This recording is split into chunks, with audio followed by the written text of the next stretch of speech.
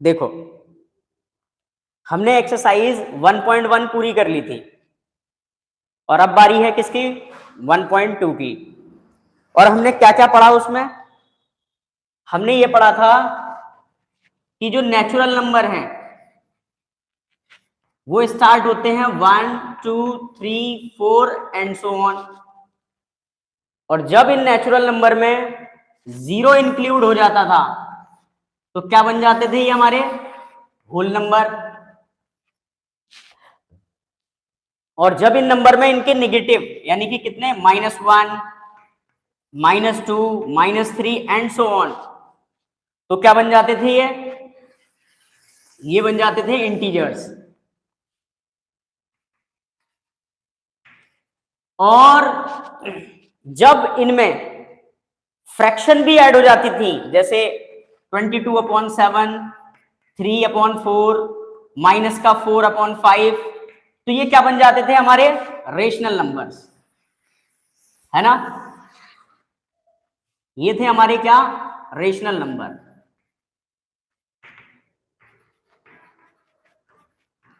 अब बात समझो, इसके अलावा भी कुछ नंबर थे। जैसे ये मान लीजिए वो सारे नंबर हैं और इनमें कुछ पार्ट, मान लीजिए ये है हमारा इतना, ये जो पार्ट रह गया है ये मान लीजिए हमारे क्या है इर्रेशनल नंबर। ठीक है, तो इर्रेशनल नंबर थे क्या? इर्रेशनल नंबर क्या थे? जिनको आप P/Q की फॉर्म में नहीं चेंज कर सकते, है ना। जैसे क्या √2 √3 √5 √7, तो इन नंबर्स को आप P/Q की फॉर्म में चेंज नहीं कर सकते, है ना। तो ये वाला जो पार्ट है ना हमारा ये क्या है हमारा इर्रेशनल नंबर। ठीक है, इस सर्कल में ये जो पार्ट है वो है इर्रेशनल नंबर और बाकी के सारे जो नंबर हैं वो क्या है हमारे रियल नंबर्स। ठीक है, ये सारे के सारे क्या हैं रियल नंबर। यानी कि अगर मैं कंक्लूजन निकालूं एक, तो क्या है कि रियल नंबर के दो पार्ट हैं। क्या क्या? एक रेशनल और दूसरे इर्रेशनल। रियल नंबर के, मैं यहां बता रहा हूं आपको, रियल नंबर के दो पार्ट हैं। या तो नंबर रेशनल होगा और अगर रेशनल नहीं है तो क्या होगा इर्रेशनल होगा। एक बार दोबारा बता दें, रेशनल नंबर वो होते हैं जिनको आप P/Q की फॉर्म में लिख सकते हो और इर्रेशनल वो होते हैं जिनको आप P/Q की फॉर्म में नहीं लिख सकते। ठीक है, तो चलो एक्सरसाइज स्टार्ट करते हैं। एक्सरसाइज 1.2 का क्वेश्चन नंबर 1 कह रहा है state whether the following statements are true और फॉल्स। हमें बताना है कि ये स्टेटमेंट ट्रू है या फॉल्स है। ठीक है, और अगर पता है तो ये भी बताइए कि जस्टिफाई और आंसर, अपने आंसर को जस्टिफाई करिए। यानी कि ये रीजन पूछ रहा है कि क्या रीजन है कि ये आप ट्रू बोल रहे हो या क्या रीजन है कि आप इसको फॉल्स बोल रहे हो। ठीक है, अच्छा कृष्णा लेट हो गए, कोई बात नहीं, हम तो अपने राइट टाइम पर थे। तो हम फर्स्ट वाले का आंसर कर रहे हैं। आप देखिए लिखा है every irrational number is a real number. ये कह रहा है सारे इर्रेशनल नंबर, सारे irrational number, every irrational number, यानी कि जितने भी इर्रेशनल नंबर हैं वो सारे के रियल नंबर होते हैं। तो देखो इधर ये सारे नंबर कैसे हैं इर्रेशनल। क्या ये सारे इर्रेशनल रियल नंबर में काउंट हो रहे हैं? तो बताओ ट्रू है या फॉल्स है?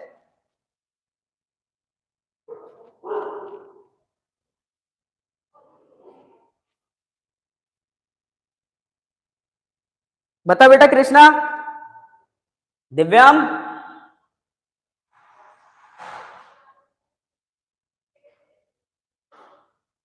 सुमित आंसर इनकरेक्ट क्यों बता रहा है? देखना सारे के सारे इर्रेशनल नंबर रियल नंबर हैं। या फिर आप ऐसे देखो, ये सारे के सारे इर्रेशनल नंबर क्या हैं रियल नंबर। क्यों? क्योंकि रियल नंबर के दो ही पार्ट है, या तो नंबर रेशनल होगा या इर्रेशनल होगा। तो every irrational number, every irrational number is a real number. Clear है कि नहीं है? तो आंसर इसका क्या है ट्रू। और वो पूछ रहा है जस्टिफाई और आंसर, तो क्या लिखोगे real number is a collection of rational number and irrational number. ठीक है, मैं लिखता हूं, मैं इसको रफ कर रहा हूं। आप इसका शॉट ले लीजिए, स्क्रीनशॉट, ठीक है, मैं रफ कर रहा हूं इसको।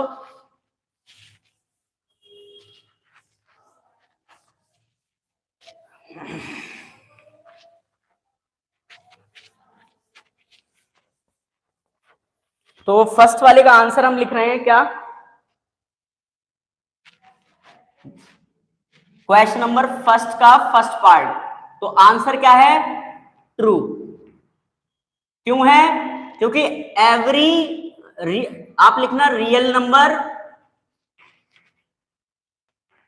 Is a collection of rational number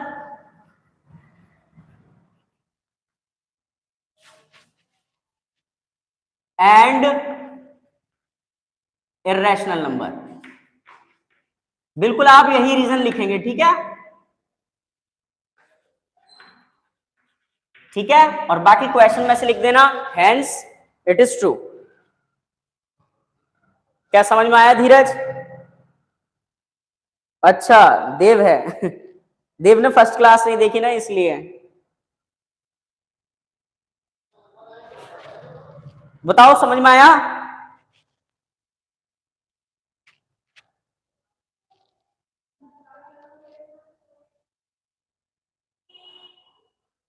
चलो अब इसका सेकंड पार्ट देखते हैं। इसका सेकंड पार्ट क्या है कि every point on the number line is of the form of square root m where m is a natural number।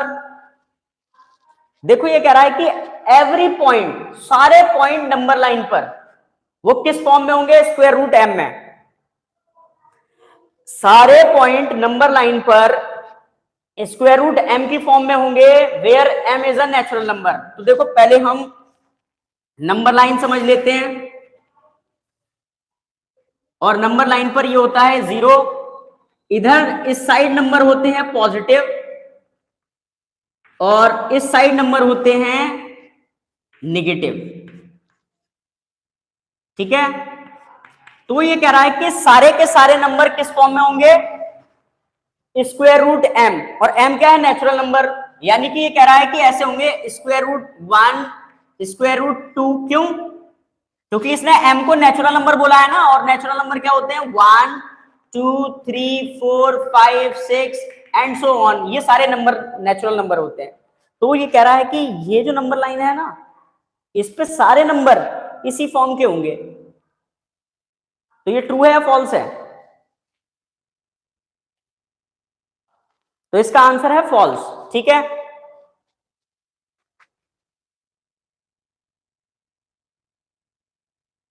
बताओ फॉल्स क्यों है?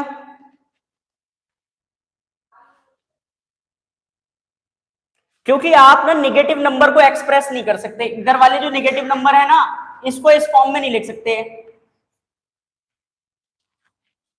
तो आप बस इतना समझो, आपको रीजन कैसे लिखना है कि false negative number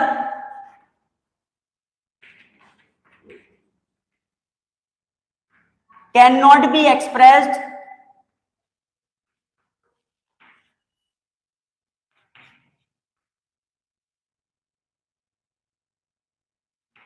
as square root of any natural number. या फिर आप इसका आंसर सॉल्यूशन से देखो और सेम ऐसे ही लिख देना, ठीक है। तो यही इसका आंसर है। थर्ड पार्ट देखो,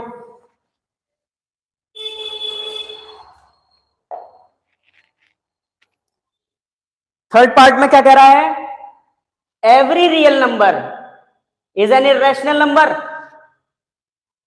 कह रहा है सारे के सारे रियल नंबर।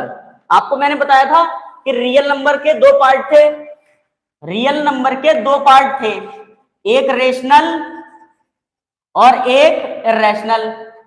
और अब ये आपसे क्या कह रहा है, ये कह रहा है कि सारे real number, every real number is an irrational, सारे रियल नंबर इरेशनल ही होंगे, ये नहीं होंगे, मना कर रहा है इसको, रेशनल को मना कर रहा है।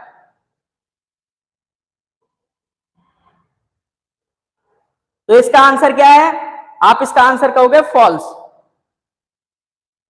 इसका थर्ड वाले का आंसर क्या है, फॉल्स। रीजन क्या है, वही आप फर्स्ट वाला रीजन लिख सकते हो, क्या कि real number is a collection of rational number and irrational number. आप कहोगे क्या, real number is a collection of rational number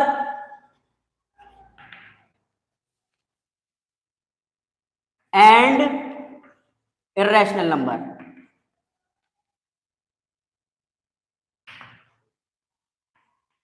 ठीक है, क्या ये पार्ट आपको समझ में आए?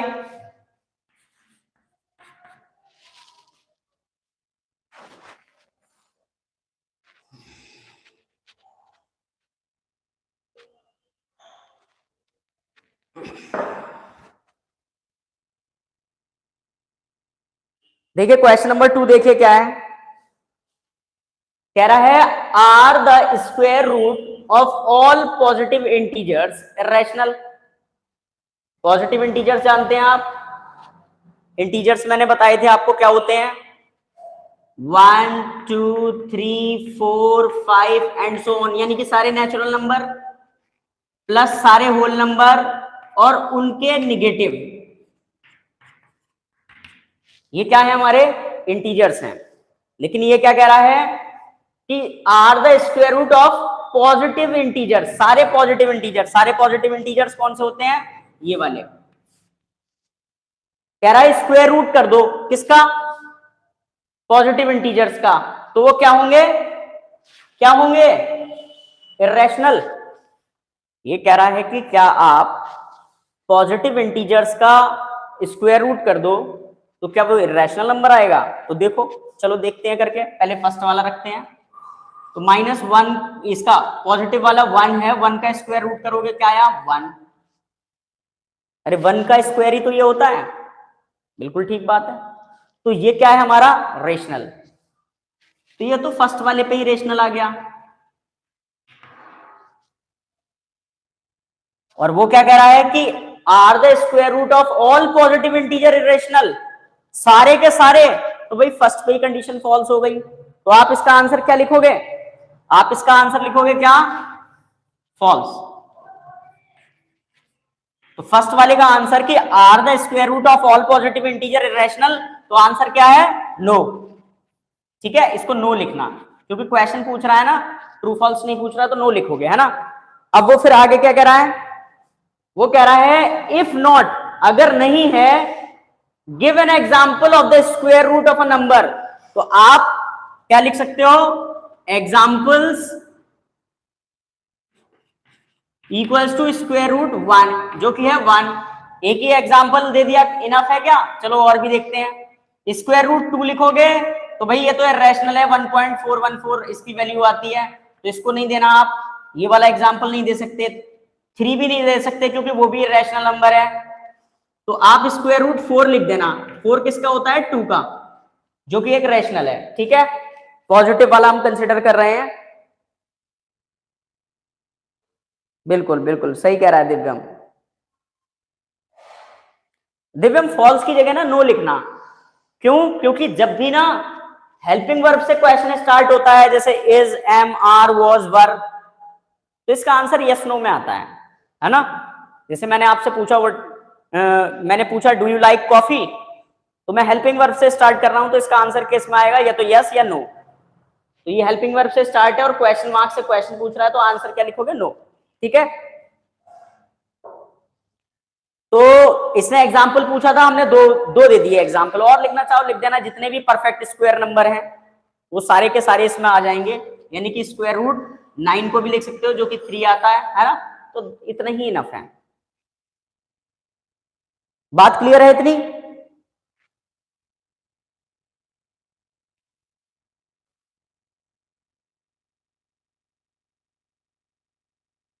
Good evening, good evening.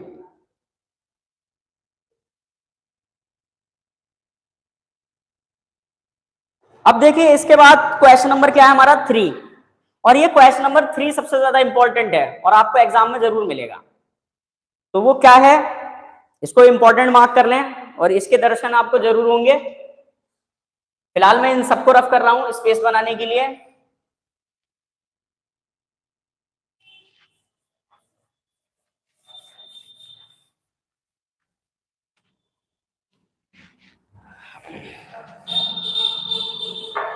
देखो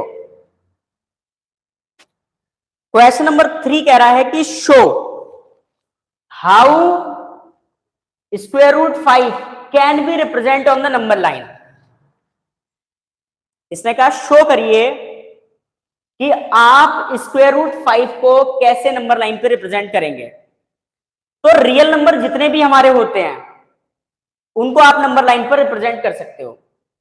तो √5 is a rational number, √5 is a rational number, तो आप उसको भी पुट कर सकते हो। तो क्या मुझे बता सकते हो √5 कहां आएगा? अगर ये 0 है, ये 1 है, ये 2 है, ये 3 है, तो कहां पर आएगा √5? ये बताना है आपको। ठीक है, इसने कहा शो करिए आप। तो जब भी आपको इस तरीके का क्वेश्चन दे कि √5 या √2 या √7, इनको जब रिप्रेजेंट करने के लिए बोले तो आपको यह पता होना चाहिए उससे ठीक एक नंबर पहले कहां रिप्रेजेंट होगा। जैसे उसने हमसे पूछा था क्या, ये, तो आपको बताना पड़ेगा ये कहां रिप्रेजेंट होगा। समझ गए? अगर ये आप बता सकते हो तब आप इसको बता पाओगे। तो जैसे उसने पूछा √1, √2 पूछा, तो आपको ये पता होना चाहिए ये कहां रिप्रेजेंट होगा। ठीक है, तो हम n-1, अगर मैंने कहा √n, तो आप सबसे पहले रिप्रेजेंट किसको करके दिखाओगे? √n-1 को, एक ठीक कम को। ठीक है, तो हम √5 के लिए सीख रहे हैं।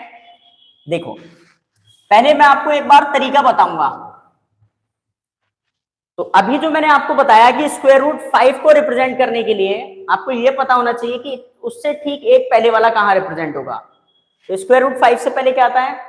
√4। तो √4 का मतलब क्या होता है? 2, है ना? अब समझो, आप क्या करो, सबसे पहले 2 यूनिट ले लो।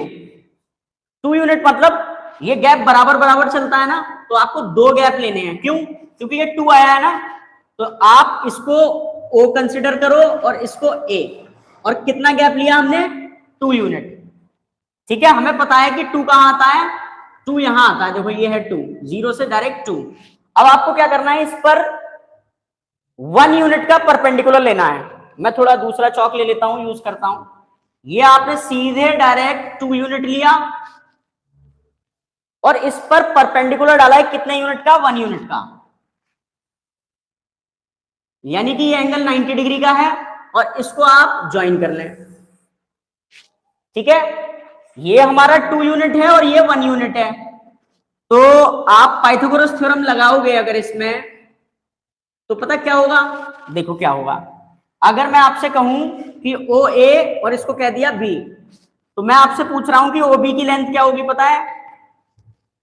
तो पाइथागोरस थ्योरम लगाते हैं, तो वो OB का स्क्वायर इक्वल होगा किसके? बेस के, यानी कि OA के स्क्वायर और प्लस AB के स्क्वायर के, है ना? बेटा पाइथागोरस थ्योरम में बेस और हाइपोटेन्यूज का स्क्वायर, बेस और परपेंडिकुलर का जो स्क्वायर है वो हाइपोटेन्यूज के इक्वल होता है, वही लगा रहे हैं। OA कितना है? OA कितना है? 2 यूनिट। मैं इसको एक बार और बताऊंगा, ठीक है? और ये कितना है? 1 यूनिट। तो देखो 2 का स्क्वायर क्या होगा? 4, 1 का स्क्वायर 1, यानी कि 5। तो OB स्क्वायर की वैल्यू कितनी है? 5। तो OB की वैल्यू कितनी हो गई? √5। यानी कि ये हमारी लेंथ यहां से यहां तक कितनी है? √5। ठीक है, अगर ये लेंथ √5 है, तो जब आप इसको इस तरीके से रेडियस लेते हुए आगे बढ़ाओगे, तो ये नंबर लाइन को कहां कट कर रही है? यहां पर। मैं इसको कह देता हूं M। तो जो हमारा ओ एम की लेंथ आई है, ओ एम की लेंथ कितनी है, √5, यही रिप्रेजेंट हो गया। ठीक है, किस किस को नहीं समझ में आया नो लिखो, तो मैं फिर एक बार और एक्सप्लेन करूं, अगर आ गया है तो अच्छी बात है।